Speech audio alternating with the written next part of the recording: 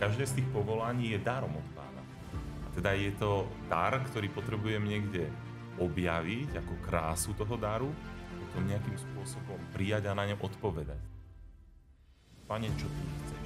Ale k tomuto doplniť, že kde, akým viac spôsobom môžem, v akom povolaní, v akom type spôsobe, forme povolania milovať viac teba a svojich bratov.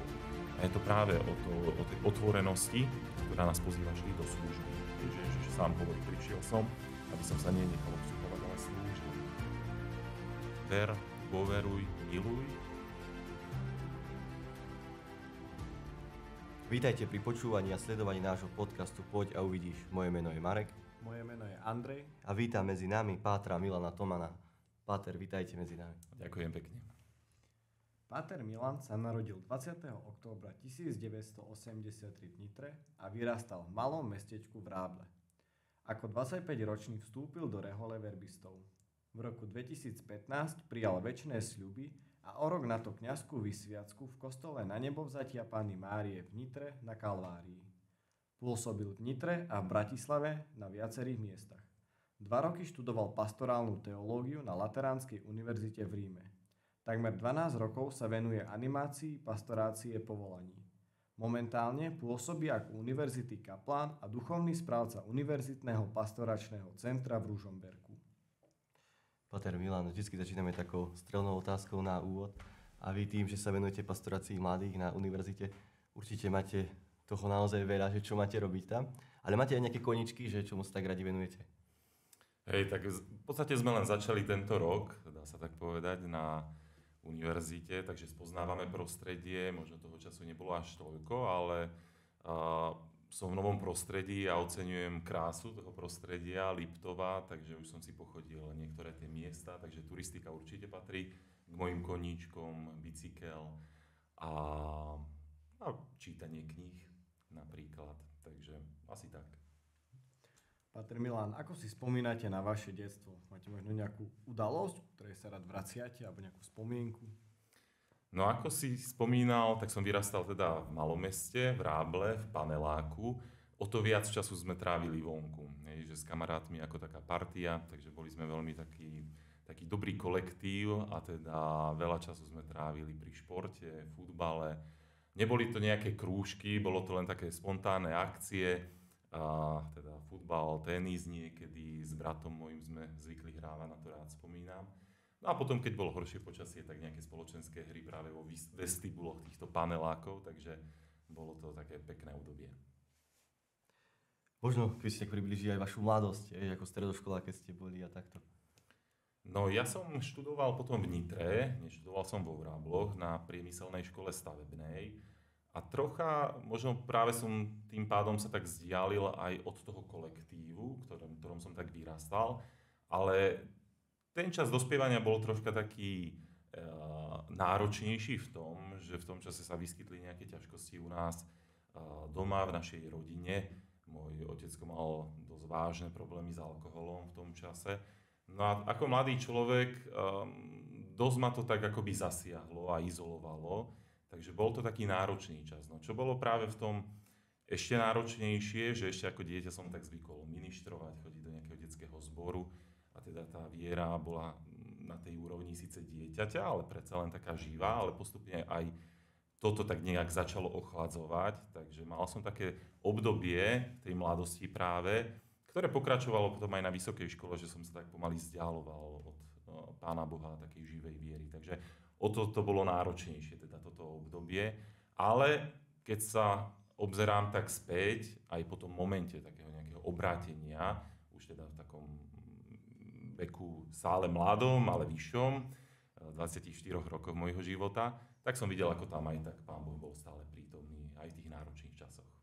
Mali ste možno nejakú takú prioritu, že čo pre vás bolo ako takého mladého človeka, také niečo výnimočné, že toto je moje?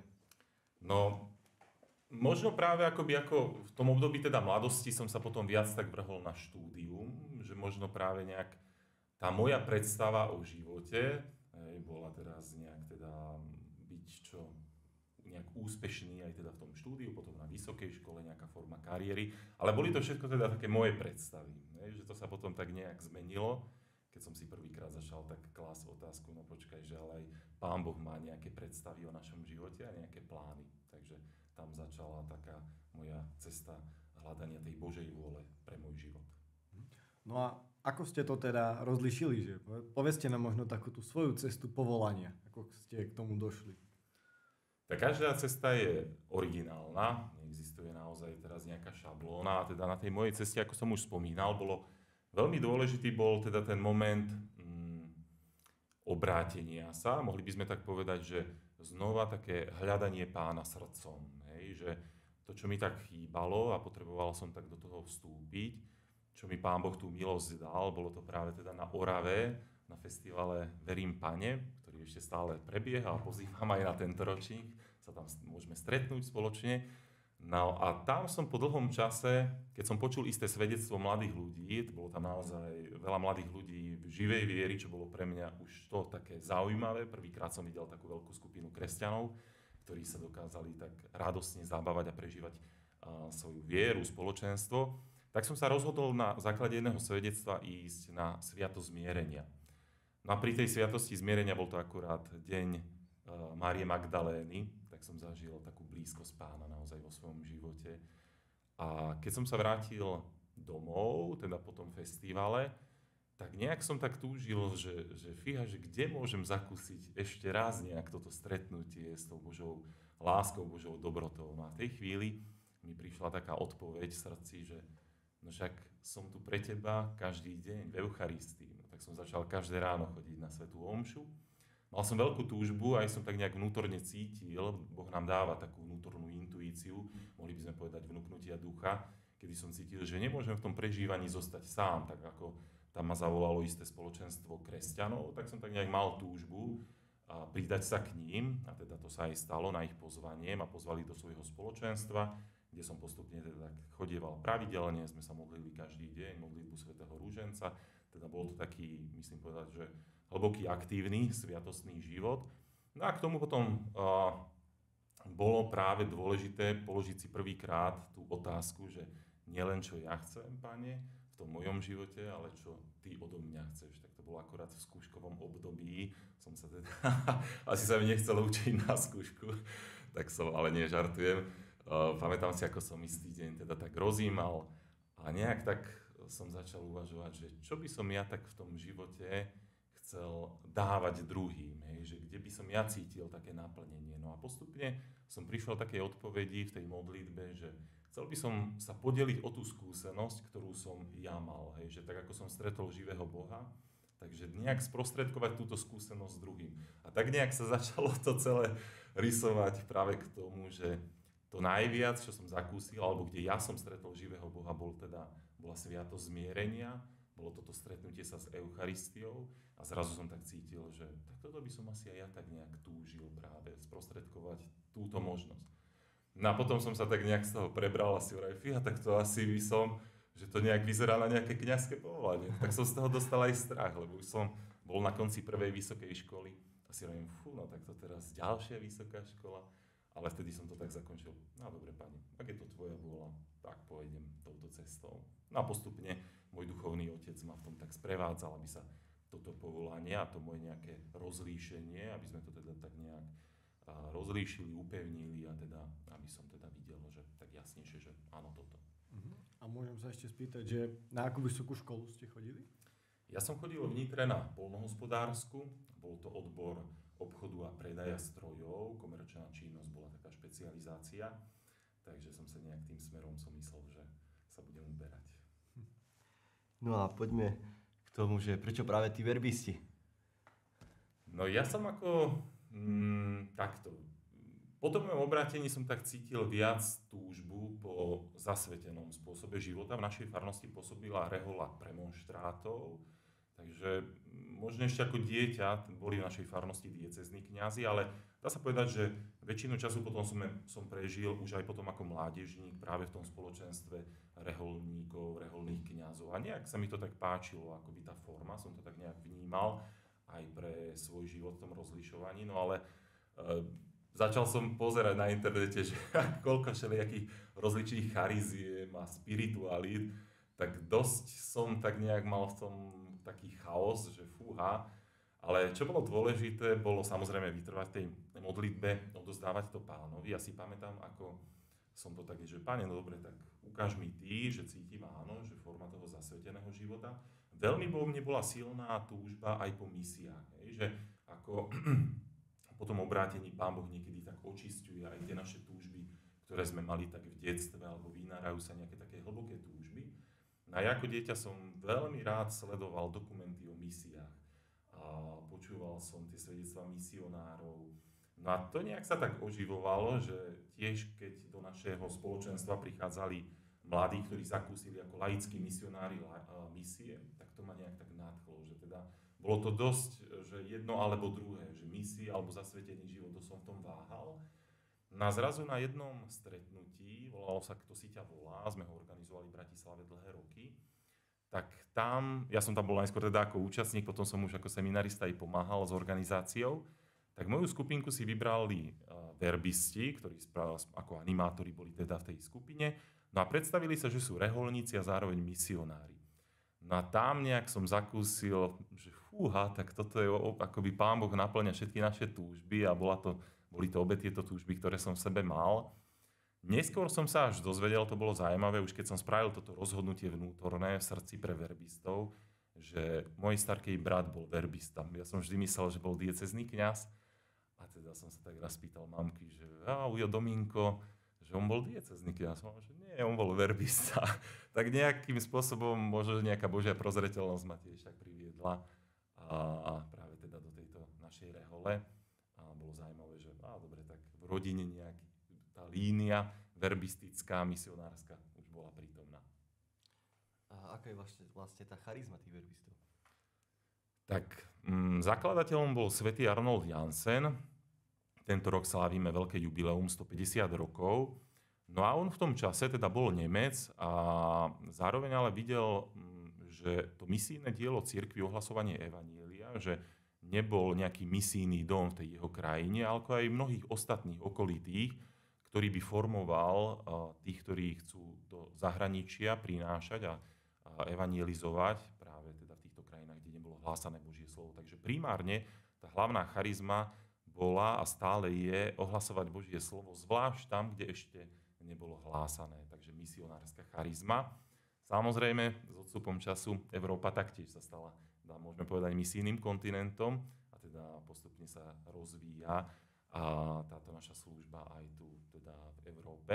Ale vždy Európa bola aj tým kontinentom, kde sa pripravovali a formovali misionári, aby mohli vychádzať do tých krajín, kde bola potreba a stále je potreba.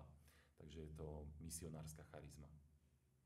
A možno mi ešte tak napadlo, že keby niekto z poslucháčov rozmýšľal a zvažoval aj túto rehoľu, že komu by sa mal ozvať, alebo že kde máte možno také miesta, centra, kde sa tomu venujú. Tak hlavné centrum naše je v Nitre na Kalvárii, ale na našej webovej stránke verbisti.sk je napísané aj, že kde všade pôsobíme, teda momentálne pôsobíme aj v Ružomberku, čo je možno bližšie tu na tomuto regiónu, na Katolíckej univerzite. A máme tam aj kontakty na náš tím, ktorý pomáha mladým rozlišovať povolanie, a teda nielen pre nás, ale aj pre každého, kto nejakým spôsobom potrebuje duchovné sprevádzanie. Takže na našej stránke verbisti.sk určite nájdú potrebné kontakty a informácie. Ja by som si ešte možno spýtal na to, že čo vám tak pomohlo, tedy keď zažili ste nejaké to obrátenie, hej, ale čo vám tak pomohlo, že rozhodnúť sa, že nabrať tú odvahu a ísť, lebo ste išli až 25-roční, že vstupovali do toho seminára a ako to tak ste tak možno prežívali, či toto keby ste tak... No, veľmi dôležité, akoby celkovo, nielen pre mňa, ale myslím aj pre každého mladého, kto tak nejak rozlišuje duchovné povolanie, je určite modlitba. Že byť naozaj verný v modlitbe, rozjímaniu nad Božím slovom. A tam som nachádzal naozaj aj takú útechu ducha, by sme to tak mohli povedať ako svätý Ignác, kde vždy nejak v tom pravom čase Pán Boh sa ma nejak dotkol aj cez to Božie slovo. Ale predovšetkým to bolo duchovné sprevádzanie, ktoré som si potom našiel. Bolo to teda už konkrétne páter z našej rehole, za ktorým som pravidelne chodil raz za mesiac na duchovné obnovy. kde keď boli nejaké otázky, ktoré som potreboval tak otvoriť a o nich rozprávať, tak bol ten priestor a čas na počúvanie a teda sprevádzanie. Takže určite duchovné sprevádzanie bolo kľúčové v tom. A práve teda v tom veku aj vyššom, alebo plus minus, teda neviem, tak to bolo dôležité, pretože mal som teda už nejakú tú skúsenosť teda s vysokou školou. Ja som ešte potom pracoval rok a teraz ešte aj teda do toho tie nejaké problémy, ktoré boli v rodine, že to všetko som potreboval tak niekde sa v tom vyznať, spracovať a teda to duchovné sprevádzanie v tom všetkom mi určite veľmi pomohlo. Každý podcast tejto série sme začali nejakým fiktívnym príbehom s nejakou fiktívnou osobou s cieľom priblížiť konkrétnu tému. Či už to bola téma Som jedinečné Božie dieťa, Každá prekážka sa dá prekonať, neskôr Rady svätého Ignáca z Loyoli pri rozlišovaní. Potom sme sa s otcom Martinom rozprávali, ako počuť Boží hlas. No a naposledy sme rozprávali, takú tému sme mali, že kompas, ako sa v tom zorientovať. No a teraz tento posledný podcast zo série, v ktorom sa nachádzame, máme taký trošku iný cieľ. Nechceme vymýšľať príbeh, ani žiadnu konkrétnu postavu, ale chceme, aby si každý jeden predstavil seba, svoj vlastný príbeh, aby sa každý vrátil k tej prvej otázke. Pane, kam ma voláš? Tak teda, pane, kam ma voláš? Veľmi dobrá otázka. Čomu všetkému nás môže volať? Či je to manželstvo, zasvetený život, alebo slúžiť ako laik? A keď si teraz predstavím, že máme toho konkrétneho človeka pred nami, ktorý nás počúva a rozhoduje sa, že pane, kam ma voláš? Takže čomu môže pomôcť robiť takýto krok vpred? Rozhodnúť sa. Takže ja už by som povedal, že už aj to skúmanie a hľadanie aj toho svojho životného povolania je vzácne Pánovi. Pretože akoby to hovorilo o tom, že nie, že čo ja chcem, ale akoby počítam, že Pán má nejaký plán pre môj život, že spolu kráčame a teda je to o tom spoločnom kráčaní. Že keď sa zapozeráme do biblických príbehov a do dejín spásy, ktoré sa už v Starom zákone vnímame rozličné biblické príbehy v Novom zákone apoštolov, tak vidíme, že každé z tých povolaní je darom od Pána. A teda je to dar, ktorý potrebujem niekde objaviť ako krásu toho daru a potom nejakým spôsobom prijať a na ňom odpovedať. Takže kdežto keby si premýšľam len sám a teda o tou svojou budúcnosťou, jednak sa to môže celé skomplikovať, a teda som hovoril aj z tej skúsenosti svojho života, že to obdobie, kedy som si nekladol túto otázku, nepatrilo k mojim najšťastnejším obdobiam života.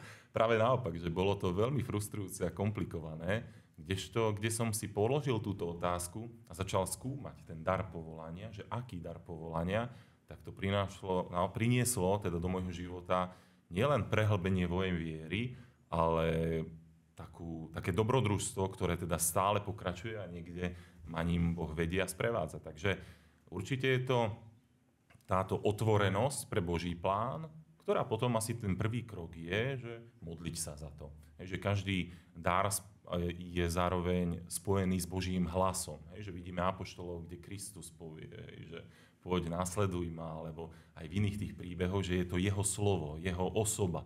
A teda v Božom slove sa stretávame s jeho osobou, s jeho hlasom, do ktorého vstupujeme a Boh nám cez to niečo komunikuje. Takže možno taký prvý krok, tieto prvé dva kroky by som tak nejak videl, dôležité. No a pekne sa počúva, že máme dôverovať Pánu Bohu, že sme jedinečné Božie deti, že On nám pomôže v každej prekážke, ale že Boh je pri nás v každom našom rozhodnutí a dokonca aj keď sa zle rozhodneme, ale z vlastnej skúsenosti vieme, že to nie je také ľahké Pánu Bohu stále dôverovať, aj keď prídu možno nejaké ťažkosti a podobne. Ako skutočne dôverovať Pánu Bohu? Možno aj stále, neustále v živote. Veľmi pekné aj to, že áno, že aj keď náhodou máme strach, že či sa špatne rozhodnem, alebo to veľmi niekedy blokuje mladého človeka, veľmi taká dobrá duchovná rada, ktorú dával Pater Pio svojim duchovným deťom, tá prvá úplne, také pravidlo, ktoré im chcel, aby mali vyrité v srdci, bolo, že tým, čo milujú Boha, naozaj vždy všetko bude slúžiť na dobré. A teda zbaviť sa možno takého strachu teraz, že na mne to všetko závisí, že ako ja sa rozhodnem. Nie, že dôverujem, že Pán Boh ma vedie. A teraz možno druhá taká rada, ktorá aj po tej modlitbe nasleduje, a ktorá môže pomôcť aj v tej dôvere, pretože je to o vzťahu, je to o kráčaní s Bohom, je oživovanie a načúvanie, hĺbšie načúvanie teda Pánovi v tom všetkom, ktorý nás niekde posilňuje, uisťuje. Svätý Ignác by povedal, už som to spomínal, to slovo dáva duchovnú útechu. No a v tom je potrebné, že učiť sa počúvať. Hej, že také umenie načúvania. A teda, ale aj toho vnútorného počúvania. Hej, že takých tých hnutí ducha, ktoré sú v našej duši. A k tomu potrebujeme niekedy aj ten priestor ticha.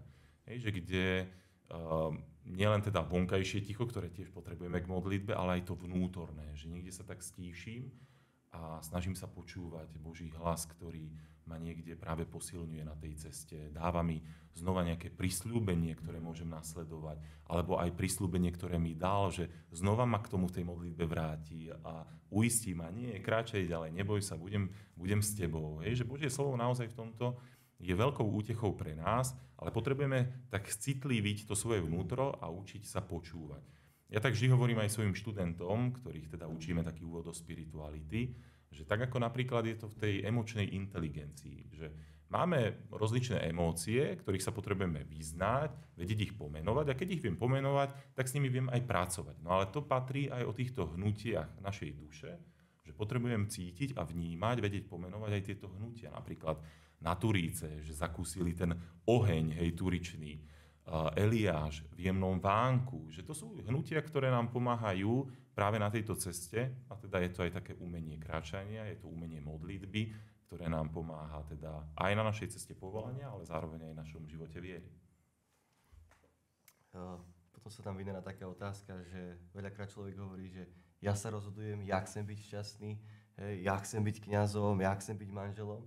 Hej, len veľakrát sa zabúda možno, že ten iný rozmer, že nie je to len o mne, ale je to aj o tom druhom, hej, že urobíš šťastného napríklad tú moju manželku, kňaza si urobiť šťastných tých ľudí, tých svojich farníkov, priviesť ich do neba. A je veľakrát to také zamerané na seba samého. Že ako sa možno dá prekonať pri tom rozhodnutí tá svoja sebaláska, hej, že ako toto možno? Tak niektorí odborníci dokonca hovoria, že žijeme v dobe, ktorá je narcistická, mimoriadne narcistická. Keď sa rozprávam dokonca aj, som sa minula s jednou profesorkou, ktorá vyučuje estetiku a hovorila, že ešte aj v umení práve tá narcistická kultúra je veľmi citeľná. A teda je to presne o tom, že naozaj to ja, jenom ja. No ale jedna moja profesorka v Ríme, ktorá nás učila práve, bola to teológia spirituality, hovorila, že aj keď rozlišujeme povolanie, tak si taká pekná otázka, ktorú si môžeme položiť je, že Pane Ježišu, že kde a akým spôsobom môžem milovať viac teba a svojich bratov? A teda je to aj tá otázka, ktorú som si položil, ktorú som už viackrát spomínal, je, že Pane, čo ty chceš? Ale k tomuto doplní, že kde a akým viac spôsobom môžem, v akom povolaní, v akom type, spôsobe, forme povolania milovať viac teba a svojich bratov. A je to práve o tej otvorenosti, ktorá nás pozýva vždy do služby. Že Ježiš sám hovorí, prišiel som, aby som sa nenechal obsluhovať, ale slúžil. Že vyvádza nás naozaj z toho nášho egocentrizmu, práve aby sme sa ponúkli. No a každá misia, alebo každá služba je spojená s nejakou misiou, ktorú nám Boh ukazuje, že je veľkým darom, tým najväčším darom. Náš zakladateľ svätý Arnold v tomto naozaj veľmi nás vždy povzbudzoval, teda bratov tej zakladajúcej generácia prvých, že misia skutočne mení človeka.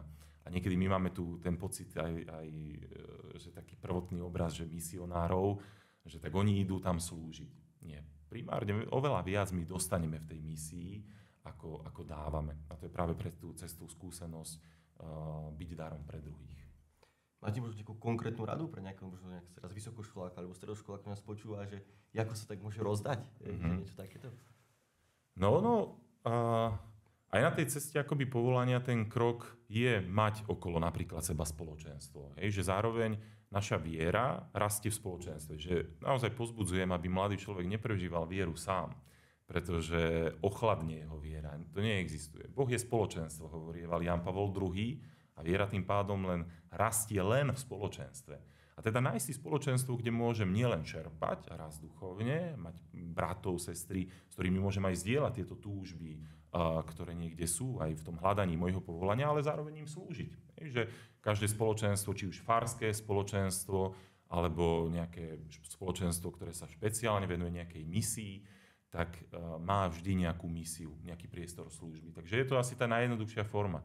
Pozrieť sa v okolí, kde akým spôsobom je spoločenstvo, do ktorého by som mohol vstúpiť. No a ak mám strach a obavu z toho, ja som mal istú obavu, teda po tom svojom obratení, ako som spomínal, tak som sa za to modlil. No Pane, dobre, chcel by som aj ja spatriť do nejakého spoločenstva.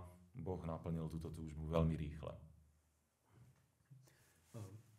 Mnohí svätí mali za sebou Pannu Máriu. Či už to bol napríklad Ľudovít Mária Grignoni alebo Jan Paul II, Totus Tus. Karlo Acutis zase hovoril, že ruženec je rebrík do neba. Aj mnohí iní, Dom Bosco a podobne. No a ako nám ona môže pomôcť na tej našej ceste? Duchovného povolania, ale aj celkovo povolania. Naozaj, ako mnohí títo svätí hovoria o niečom, čo je podstatné pre náš rozmer viery. Že to nie je len nejaký doplnok. Panna Mária nie je len, že teraz by som si ju pridal k svojej spiritualite. Nie, že ona tam má práve svoje veľmi dôležité miesto a je podstatnou súčasťou toho, čo, keď hovoríme o duchovnom živote. A prečo? No pretože Pán Ježiš práve prichádza na tento svet práve skrze to áno, to fiat Panny Márie, keď Mária ako Božia matka. A teda sprevádza aj nás.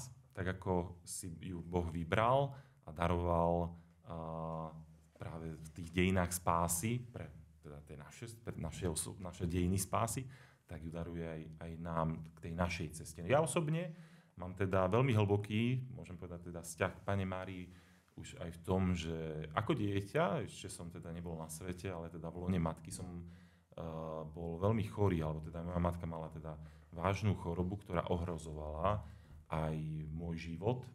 A teda lekári jej radili nejaké veľmi ťažké lieky, ktoré by možno spôsobili to, že by som sa nebol narodil. No a v tej chvíli nejak v Božej prozreteľnosti dostala sa k zázračnej medaili, sa hovorí. Teda to je Panna Mária, ktorá sa zjavila Kataríne Labouré v Paríži. A teda nejak si naštudovala práve túto milosť, ktorá je sprevádzaná s týmto znamením Panny Márie od zázračnej medaile a ma zasvetila teda už vo svojom lone matky som bol zasvetený práve Panne Márii. No a všetko sa podarilo. Nemusela dokonca brať ani tie lieky, narodil som sa zdravý a neskôr, keď už som robil prvé zasvetenie sa Panne Márii a s ní som nevedel o tomto príbehu, to som sa dozvedel až neskôr, tak prvé moje zasvetenie bolo sa práve Panne Márii od zázračnej medaile. A teda Panna Mária naozaj nás tak úplne sprevádza. Pre mňa kľúčové bolo v tom aj procese rozlišovania práve spoločenstvo, kde sme sa spolu modlili modlitbu svätého Rúženca. Že každý deň sme sa stretávali a mali sme z toho naozaj veľkú radosť. Nielen z toho spoločenstva, ale aj, že spolu sa môžeme modliť modlitbu svätého Rúženca. Takže určite odporúčam objaviť tento veľký prameň a tento veľký dar, ktorý nám Pán Boh dal v osobe teda Panne Márii a už aj teda pozbudený tými mnohými svätými, ktorí nám to veľmi, veľmi odporúčajú.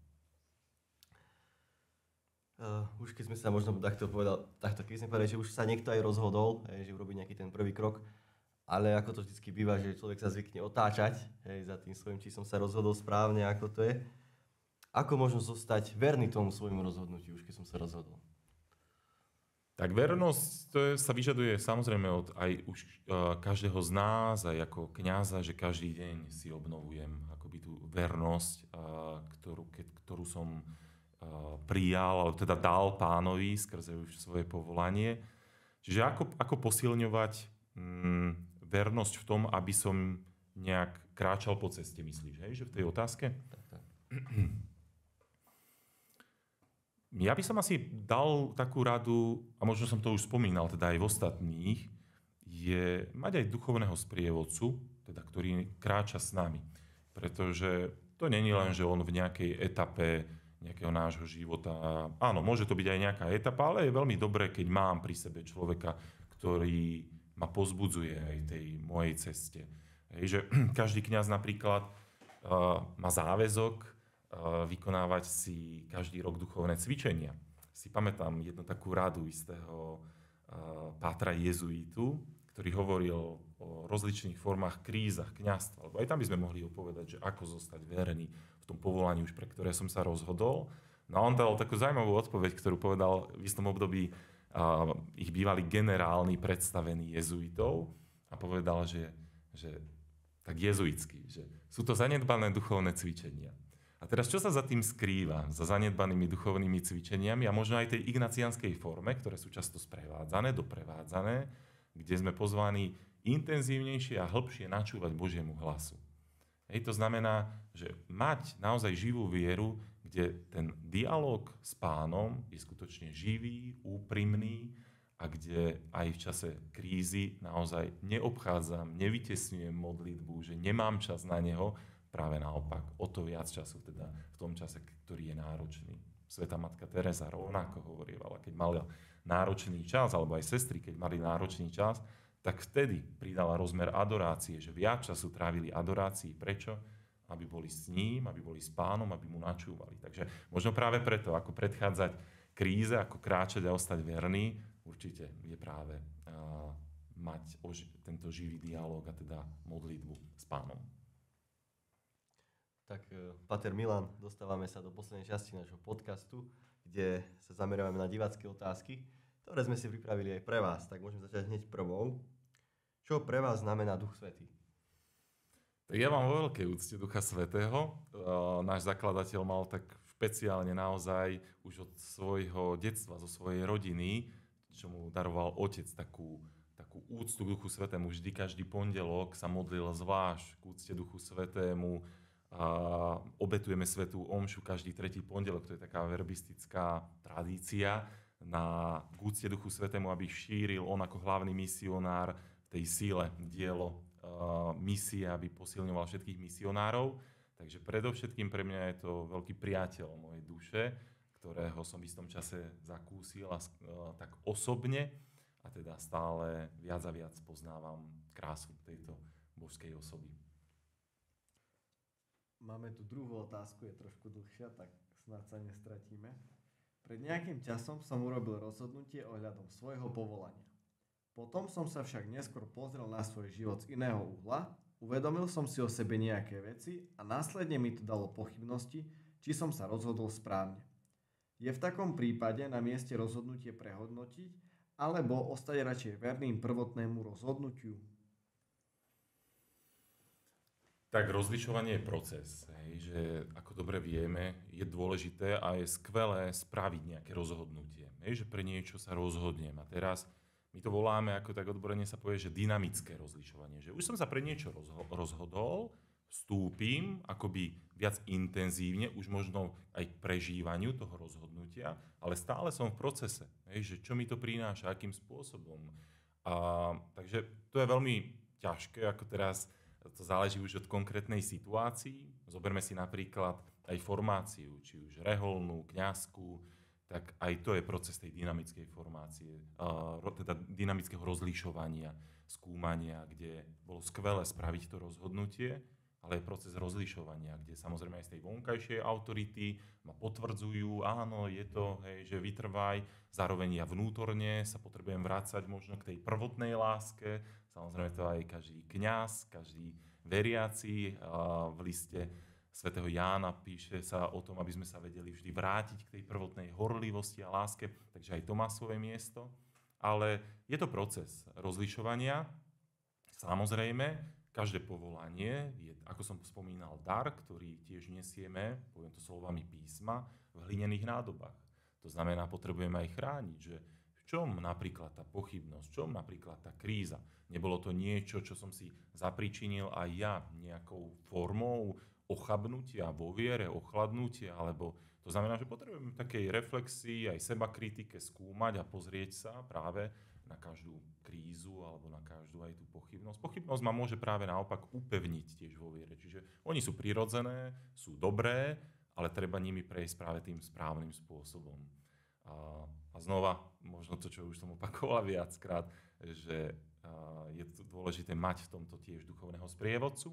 A jedna zásada, že ak by to bola veľká pochybnosť, veľká kríza, tak a že by som v nej mal veľký nepokoj, tak v kríze nerob nikdy veľké rozhodnutia, hovorili duchovní otcovia a naozaj táto múdrosť platí, že najskôr získať ten vnútorný pokoj a možno práve s tou skúsenosťou potom spraviť rozhodnutie. Ďakujem. Tak ďalšiu otázku máme. Mali ste obdobie, keď ste pochybovali o správnosti vášho smerovania a čo vás utvrdilo v tom, aby ste vytrvali? Ako som spomínal, že nejaká kríza alebo forma skúmania, možno aj nejaká pochybnosť. Na začiatku, ešte v noviciáte, mal som také obdobie a noviciát je taká tá prvá vstupná forma po postuláte v reholnom živote, kedy už sa tak intenzívnejšie pripravujeme na prvé sľuby. No ale dôležité, vždy tam máme toho svojho sprievodcu v osobe novicmajstra alebo nejakého spirituála, s ktorým som otvoril túto tému a bolo to dobré práve o nej rozprávať a teda som tým obdobím nejak tak prešiel a rozlíšil to. Takže už potom nejakú takú vážnejšiu, že by som pochyboval takto o ceste akoby tej kňazstva.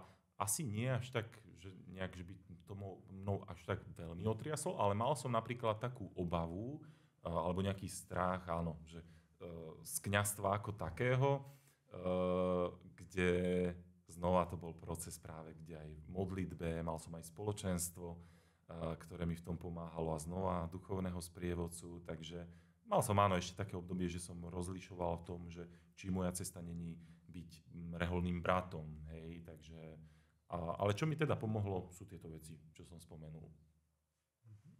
Ďakujem. Ďalšia otázka. Ako neupadnúť do stereotypu či nechuti a ďalej pokračovať? Spomínali sme tú osobu Ducha Svätého, tak možno práve v ňom. Nie, že on všetko oživuje. On je ten, ktorý nami je ten hýbateľ, čoho sa hovorili púštni otcovia, čoho sa Duch Svätý dotkne, to oživí. Tak možno práve vo vzťahu k nemu.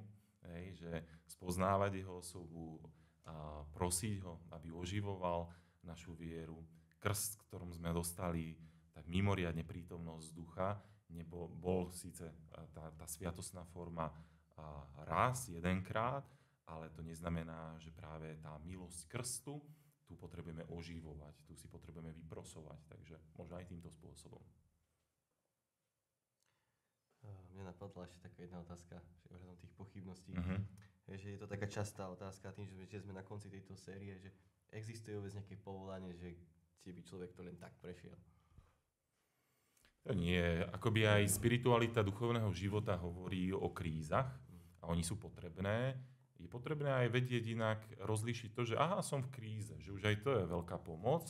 A teraz vedieť, že aj akým spôsobom, že v akom období, v akom štádiu tej krízy, kam to má smerovať, že čo cez to Boh chce vo mne tak nejak upevňovať. Takže je dôležité aj skúmať tieto veci, preto je dôležité mať pri sebe ľudí, ktorí sa aj orientujú, by som povedal, na tej ceste duchovného života a môžu nám veľmi pomôcť prejsť teda takým obdobím.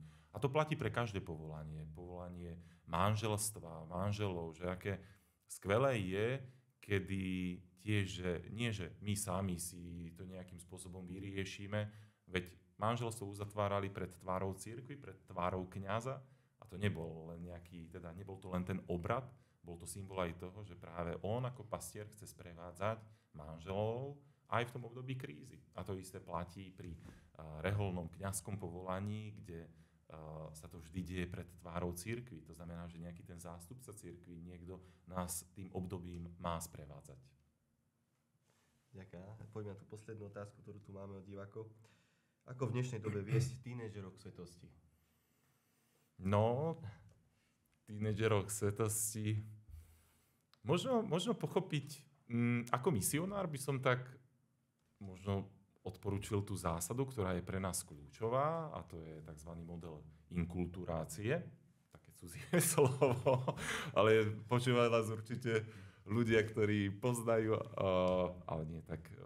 Možno toto, tá inkulturácia, vysvetlím, že čo znamená. Je to teda také teologické slovo. Znamená, že spoznať kultúru. Spoznať kultúru, pretože Ježiš, Boh, vtelené slovo, prišiel do nejakej kultúry. A my často rozprávame, že ako sa mení generácia a niektorí šomrú, že to za našej doby sme toto neboli. A to by sme mohli sa vrátiť. Každá doba mala svoje rizika. To znamená, že každá generácia má svoje tie dobré stránky, tienisté stránky a je dôležité sa ich predovšetkým tak pochopiť, spoznať A možno práve tam potom dokážeme ľahšie priniesť evanjelium, to slovo evanjelia, do tej kultúry mladých. Takže pre tých, ktorí nejakým spôsobom chcú priniesť evanjelium mladým, tak potrebujú najskôr spoznať mladých, počúvať mladých, načúvať im, byť s nimi. Takže asi tak. A potom mať radosť z toho, že môžeme zdieľať ten poklad, ktorý sme dostali. Teda Božie slovo, Boha samého. Ďakujeme. Ešte vlastne posolstvo, že dostaneme sa takému samotnému záveru, že vždycky dávame našim hosťom, aby povedali možno také 3 slova, ktoré by chceli odkázať našim poslucháčom, ktorí rozlišujú svoje povolanie. Tak ma tak napadla naša modlitba, ktorú sa ako verbisti modlíme viackrát za deň, 4-hodinová modlitba. Bola, kedy svätý Arnold že zložil takú modlitbu, kde zvlášť sa začína vzývaním viery, nádeje a lásky, ktorú každých 15 minút zazvonili hodiny a teraz bratia zastali, dokonca aj keď hrali futbal, zastali a pomodlili sa 4-hodinovú modlitbu.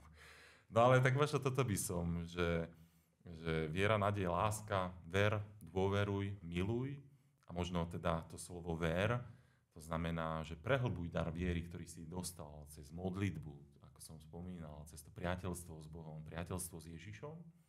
Dôveruj, že má pre teba dobrý plán a nechaj sa ním viesť ako dobrým pastierom. Rozlišuj, ako sme o tom rozprávali v tomto podcaste. A to posledné miluj, to znamená, neboj sa už teraz byť darom pre druhého, tak ako v každom povolaní chceš byť tiež v tom odovzdaní darom pre Pána a zároveň darom pre druhých. Tak asi tak. Ďakujeme. A na záver by sme ešte predtým, než ukončíme podcast, tak by sme chceli vám, naši milí diváci, odporúčiť túto knihu Modli sa, rozhodni sa a neboj sa. Je to vlastne kniha, ktorou sme sa inšpirovali a bol to aj pre nás taký námet, keby taká os alebo taká zlatá niť, ktorá túto sériu podcastov viedla, či už ako námety tém, alebo možno aj často otázky, ktoré sme kládli. A je to veľmi dobrá knižka, ak rozmýšľate nad duchovným povolaním a rozlišujete a neviete si dať rady, alebo chcete si aj niečo možno prečítať, že nielen sa pýtať ľudí a možno nejakého duchovného sprievodcu, ale mať aj možno taký nejaký iný pohľad, alebo sa možno bojíte niekoho opýtať a chcete zatiaľ s niečím aspoň začať, tak vám odporúčame veľmi túto knihu. Je určite veľmi dobrá. Tak sme to aj tak s Marekom. Určite veľmi nám pomohla, keď sme už nevedeli ako ďalej. Tak, Pater Milan, ďakujeme vám, že ste prišli medzi nás a tešíme sa z toho. Ďakujem za pozvanie a želám vám ešte požehnaný čas, aj teda letných prázdnin. A možno ešte jedna pozvánka. V diecézach, ktorých som predtým pôsobil, sme organizovali kurz, ktorý sa volá kurz Samuel, ktorý pomáha mladým nájsť si aj duchovného sprievodcu a prejsť takým rozlišovaním, tak verím, že sa nám možno aj tu v tejto spišskej diecéze podarí tento kurz nejak zrealizovať alebo obnoviť. Ono už fungoval v minulosti a teda môžete sledovať stránku kurzsamuel.sk a teda ak sa podarí toto dielo, tak vás už teraz naň srdečne pozývam. Pán Boh zaplať.